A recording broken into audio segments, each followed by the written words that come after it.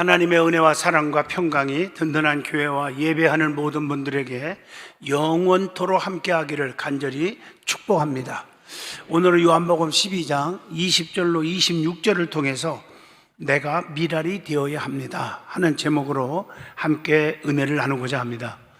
성도가 누굽니까? 하나님의 도움 속에 살아가는 백성이죠. 하나님께서 우리를 구원의 백성으로 삼아주시고 임마누엘 해주십니다. 그리고 날마다 저녁마다 고백을 합니다. 에베네셀, 여기까지 도우신 하나님, 오늘 하루도 지켜주신 하나님, 이렇게 고백을 하게 됩니다. 그렇기 때문에 성도는 늘 주님의 은혜에 감사하면서 살고 또 주님 없이는 살 수 없다는 사실을 고백하면서 살아가야 합니다. 신앙생활 하면서 가장 기본 원리가 있습니다. 나무는 흙을 떠나 살 수 없고 물고기는 물을 떠나서는 절대 살 수 없습니다. 양은 목자 떠나서는 살 수 없고 가지는 나무를 떠나서는 절대로 살 수가 없습니다. 이와 같이 성도는 하나님 곁을 떠나서는 신앙생활을 할 수 없다는 것이 성도가 사는 기본 원리인 줄로 믿습니다.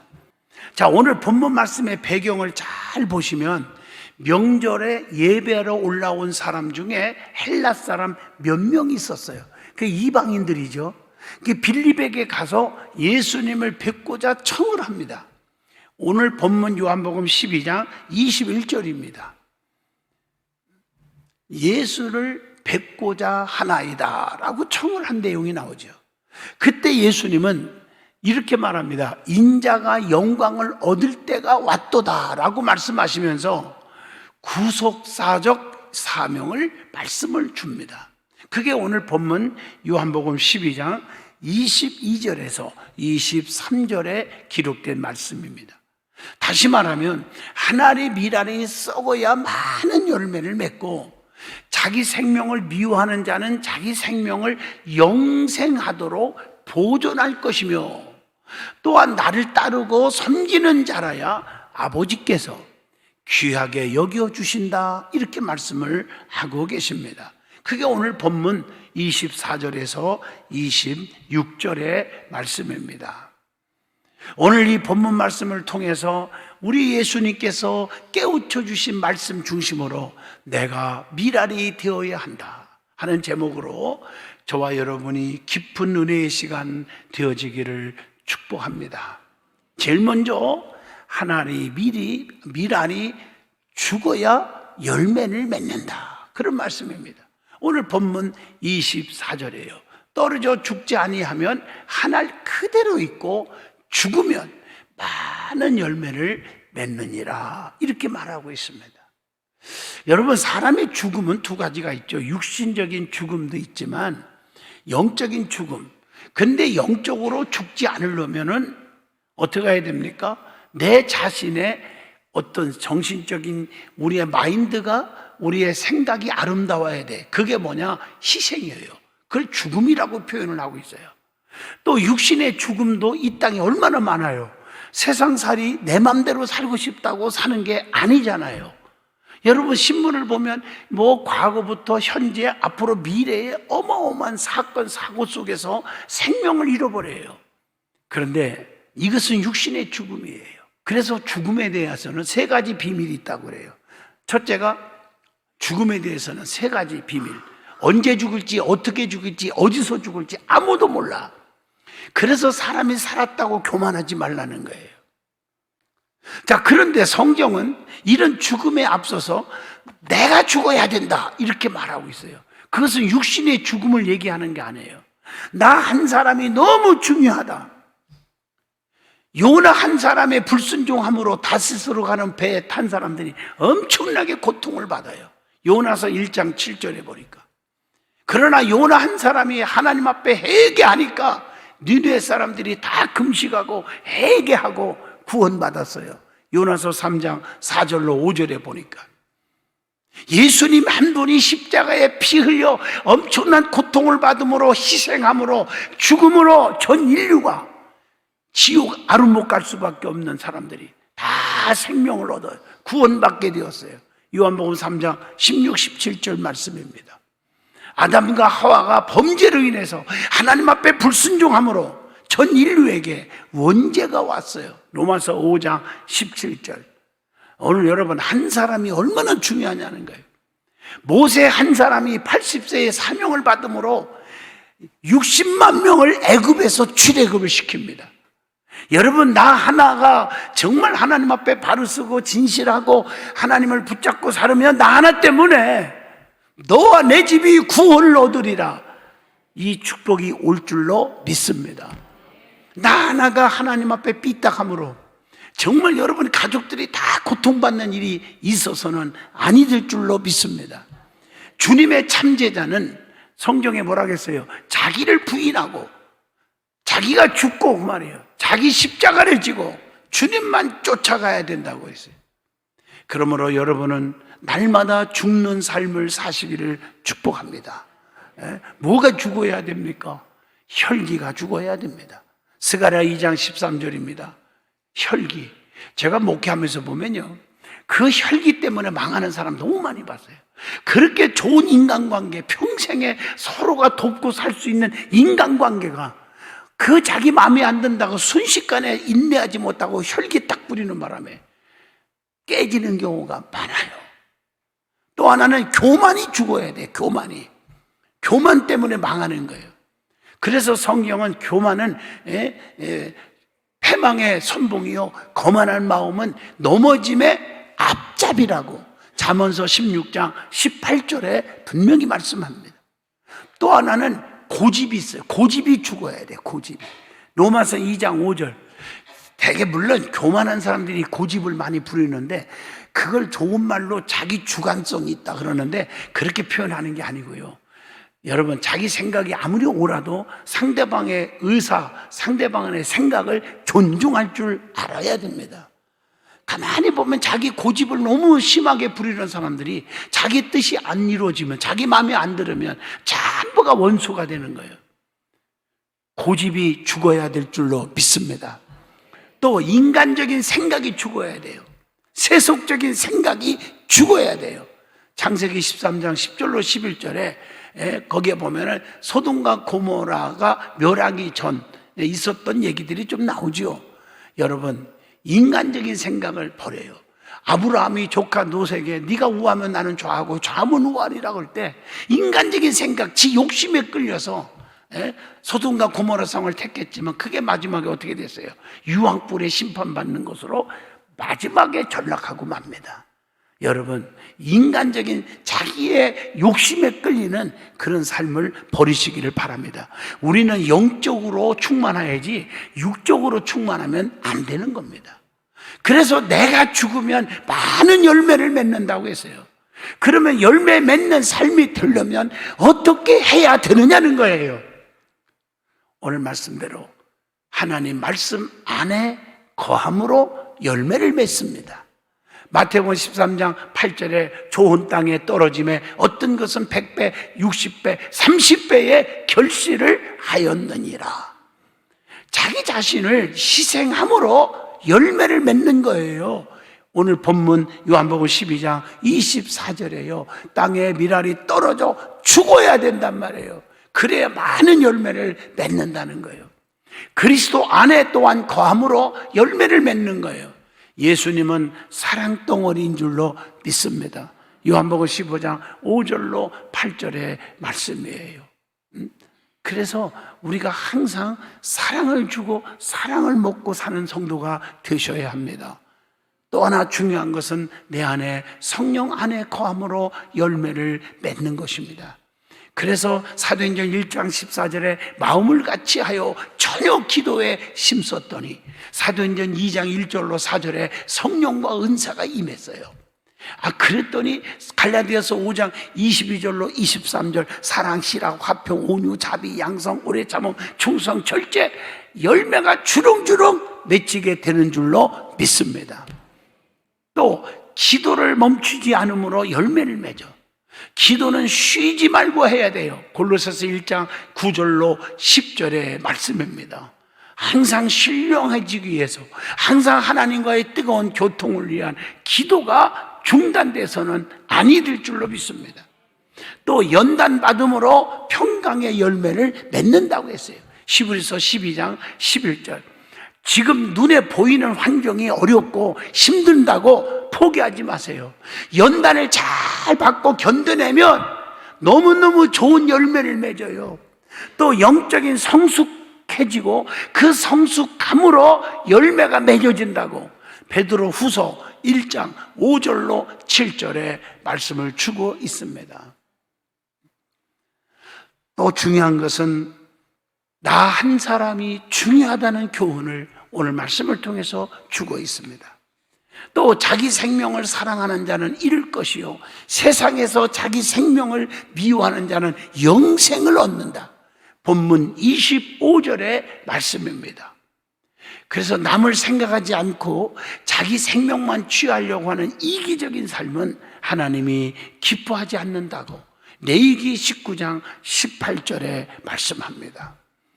내 생명보다 남의 생명을 귀하게 여길 줄 아는 성도가 되시기를 바랍니다. 빌립보 2장 3절. 내 자식이 귀하면 남의 자식도 귀한 거예요. 내 교회도 귀하면 다른 교회도 귀한 거예요. 그래서 한 생명이 천하보다 귀하다고 분명히 성경은 우리에게 가르쳐 주고 있어요. 마가복음 8장 36절의 말씀이죠. 예수님의 제자의 이름으로 성경에 보니까 정말 제자들은 소자 하나에게도 냉수 한 그릇 대접한 것이 곧 주님께 한 거라고 마태복음 10장 42절에 말씀했어요. 여러분 그런 마인드를 가지고 살고 있습니까? 가난하고 힘든 사람 냉수 한 그릇 대접한 것이 곧 주님이 보실 때 내게 한 거다 이렇게 말씀하고 있어요. 그래서 한 생명이 얼마나 귀한지 어린아이 하나를 실족해 하면 차라리 연자 맷돌을 목에 메어 바다에 던지움이 낫다고 마가복음 9장 42절에 분명히 말씀합니다. 내 뱃속으로 난 자식일지라도 내 맘대로 함부로 하지 말라는 거예요. 노엽게 하지 마라. 내 아비들아 너의 자녀를 노엽게 하지 말고 오직 주의 교훈과 훈계로 양육하라고 에베소서 6장 4절에 말씀합니다. 또 한 가지 섬기는 자가 되면 하나님께서 귀하게 여겨주신다고 오늘 본문 요한복음 12장 26절에 말씀을 주고 있습니다. 그래서 기독교는 섬기는 종교입니다. 섬김을 받으려고 하는 종교가 아닙니다. 그래서 예수님은 본이 되셨어요. 제자들의 발을 씻어 주셨어요. 요한복음 13장 5절의 말씀입니다. 그래서 성경에 말합니다. 높아지려고 하면 낮아지고 낮아지려고 하면 높아진다고 말씀합니다. 마태복음 23장 12절입니다. 그래서 우리는 낮아지는 자가 되라. 희생적인 신앙을 가지고 살아라. 그래서 겸손하라 이 말이에요. 교만은 망하는 지름길이라고 잠언서 16장 18절에 말씀을 주고 있습니다. 여러분 아무리 잘 나갈 때 물론 어려울 때는 교만한 사람이 별로 없어요. 잘 나갈 때 교만의 근성이 나오는 거예요. 그런데 여러분 잘 나가는데 교만을 꺾지 않고 겸손하지 않으면 끝까지 농농하는 사람 봤으면 얘기해 보세요. 제가 부흥회 가서 이런 말을 해요. 그런 사람 본 사람이 있으면 저한테 알려달라. 그러면 내가 이 시간에 1,000억을 드리겠다 그래요. 깜짝 놀래요. 그런데 분명한 사실은 1,000억을 드린다는 거다. 더 분명한 사실은 내가 1,000억이 없다는 사실이다. 더 분명한 사실은 1,000억을 줄 일이 없다는 사실이다. 왜냐고요? 나는 하나님의 말씀을 믿기 때문이다. 아멘 안 하는 사람들은 좀 이상한 분들인가 봐. 예수님은 섬김을 받으러 오신 것이 아니라 오히려 섬기러 오셨다고 마가복음 10장 45절에 자기 목숨을 많은 사람의 오히려 대성물로 주려 함이니라 이렇게 고백하고 있습니다. 섬기는 자에게 주시는 축복이 무엇일까요? 첫째, 우리 예수님이 우리를 귀하게 여겨 주신다고 오늘 본문 26절에 말씀하고 있어요. 또 주님을 섬기는 자는 하나님께 기뻐하심을 받고 사람들에게 칭찬을 받게 된대요. 로마서 14장 18절입니다. 또 섬기고 열심히 일한 대로 하나님을 뭘 주신다? 상을 주신다고 고린도전서 3장 7절로 8절에서 말씀합니다. 또 열심히 섬기면 유업의 상을 주님으로부터 받는다고 골로새서 3장 24절. 세상 사람들이 몰라주고 세상 사람들이 보답을 안 해도 주님이 다 하시고 주님이 보상해줘요. 그래서 시편 138편 6절에 여호와께서 보상해 주시리라. 히브리서 11장 6절 상 주시는 자이심을 믿어야 할지니라, 이렇게 말씀을 줍니다. 또 주님께서 살아가는 성도들에게 주님께서 축복을 주는데 누구에게 축복을 줄까? 남에게 섬기고 베풀고 주는 자에게 넘치게 채워주신다고. 누가복음 6장 38절 보면요, 주라 손해볼 것이요, 그런 말이 없어요. 주라 그리하면 너에게 줄 것이니 곧 후일이여 누르고 흔들어 넘치도록 하여 너희에게 어떻게 안겨주시리라, 이렇게 말씀하고 있어요. 참 멋있잖아요, 말씀이. 도와주는 생활을 해야 합니다. 대접을 받고자 하는 자는 먼저 대접하라고. 황금률이요, 이게 마태복음 7장 12절의 말씀입니다. 어떻게 도울까요? 물질로 도우세요. 도울 수 있으면 어려운 사람들을 물질로 도우세요. 잠언서 19장 17절 가난한 자를 불쌍히 여기는 것은 하나님께 구워드리는 것이니 그의 선행을 그에게 갚아주시리라, 이렇게 말씀하고요. 아론과 훌처럼 몸과 마음으로 주의 종을 도왔어요. 아론과 훌이 출애굽기 17장 11절로 14절에 모세가 주의 종이 힘들어서 나이도 많고 손이 내려오니까 아유 저 늙은이 죽어야지, 그런 말 찾아볼 수가 없어. 아론과 훌이 양쪽에서 손을 받들어 주니까 손을 계속 들고 있으니까 이스라엘이 행복해져. 이스라엘이 이기는 거예요. 손이 내려오니까 오랑캐들이 판을 치고 사는 거예요. 그래서 아론과 훌이 섬겼어요. 그랬어요. 이게 축복인 줄로 믿습니다. 그게 나도 살고 너도 살고 모두가 사는 지름길이었다는 겁니다. 우리는 사랑으로 돕고 사는, 도와주고 사는 성도가 되시기를 바랍니다. 그게 마태복음 5장 44절의 말씀입니다. 도와주는 자에게 흔들어 넘치도록 안겨주신다고, 안겨주는 축복이 있다고 누가복음 6장 38절을 가슴에 새기세요. 그리고 성경의 원리를 보면 심는 대로 거두게 하신다고 갈라디아서 6장 7절 사람이 무엇으로 심든지 그대로 거두리라, 이렇게 말씀하고 있습니다. 성경을 보면요, 진실한 자가 성공을 해요. 가만히 보면. 그래서 육체를 위해서 자기 욕심에 끌려서 심으면 썩어질 것을 거둔다고 갈라디아서 6장 8절에 말했고, 성령을 위해 심으면 성령으로부터 영생을 거둔다. 로마서 8장 5절로 6절 영의 생각은 생명과 평안이니라, 이렇게 말씀하고 계십니다. 충성으로 심으면 더 많은 것을 맡겨줘. 마태복음 25장 23절 착하고 충성된 종아, 네가 지극히 적은 일에 충성하였지. 내가 더 많은 것을 내게 주며 내 주인의 즐거움에 참여할지어다, 이렇게 말하고 있어요.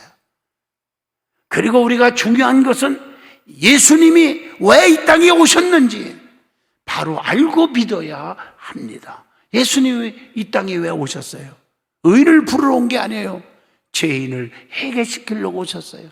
누가복음 5장 32절 내가 겉볼 때 상대방이 마음에 안 든다고 미워하고 그러지만 믿음 없다고 무시하지 마세요. 죄인이라고 손가락질하지 마세요. 이분들을 위해서 예수님이 이 땅에 오셨다는 거예요. 왜 예수님 오신 목적을 내가 저버리려고 합니까? 두 번째 오신 목적, 섬기려고 오셨어요. 섬기려고. 마태복음 20장 28절입니다.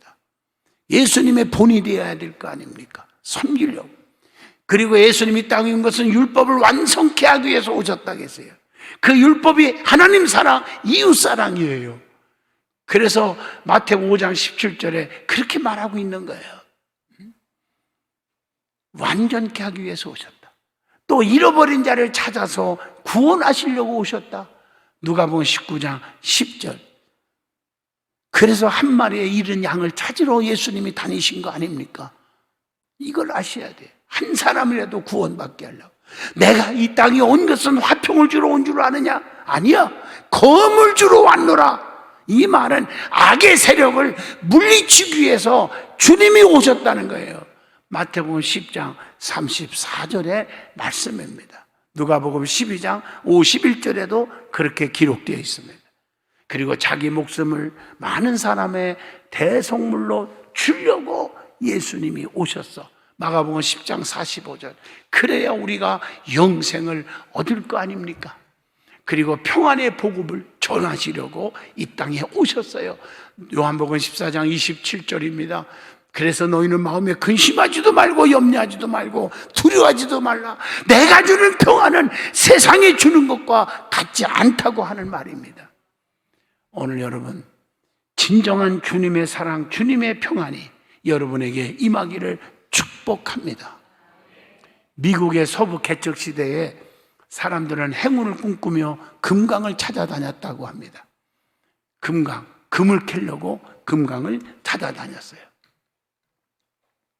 어느 날 광산을 파헤치며 한 부류의 사람들은 천신만고 끝에 금을 발견한 거예요. 어머나!